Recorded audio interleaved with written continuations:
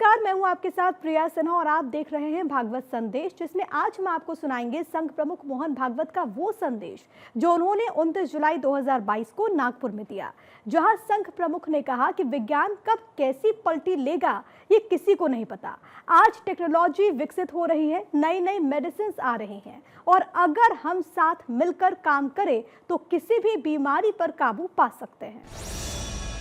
समाज में संवेदना के चलते जो प्रयास होते हैं, डॉक्टरों को तो पेशेंट्स आते हैं, उनका इलाज करना ही है, सेवा के नाते वो भी करते हैं। करते करते उनमें भी वो जज्बा पैदा होता है या पहले से होता है, क्योंकि डॉक्टरों को सिखाया ही जाता है रुग्ण सेवा एक व्रत के रूप में कैसे करना। और शासन के भी प्रयास, इन तीनों को समाहित करके अगर प्रयास चलता है तो मुझे नहीं लगता कि ये बीमारी कोई हमारे लिए बड़ा अनुल्लंघनीय ऐसा संकट है। एक टाइम बाउंड प्रोग्राम बनाकर अगर हम चलते हैं तो मुझे लगता है कि 10 साल में ये सारा टेस्टिंग वगैरह ठीक करके सबको इसकी जानकारी देके कि इसका प्रिवेंशन कैसे करना चाहिए, हम धीरे धीरे इस जीन को और प्रवाह में आने से या पति और पत्नी का जीन एकत्र आने से रोक सकते।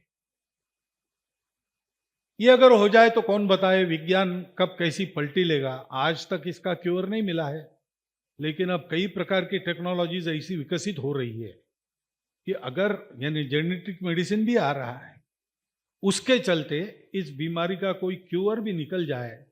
लेकिन ध्यान में रखने की बात यह है कि ऐसे क्योर्स निकलते वो बहुत महंगे होते हैं स्वाभाविक रूप से। करने वाले का दोष नहीं है, ज्ञान नया है, तंत्र नया है और महंगा है। उसमें भी पूरे समाज को मिलकर सहायता करनी पड़ेगी। तो ये सहायता करना अपना समाज है, अपने लोग हैं, वो पंगु रहे हर हालत में हम नहीं देखेंगे। जो बलवान है वो जीता है ऐसा कहते हैं, लेकिन इतना काफी नहीं है। जो बलवान है वो दुर्बलों को का भी बल बनकर उनको जिलाता है। इस प्रकार का हमारा जीवन होना चाहिए। ये बात जितनी आगे जाएगी उतने जल्दी इस बीमारी पर हम काबू पा सकेंगे।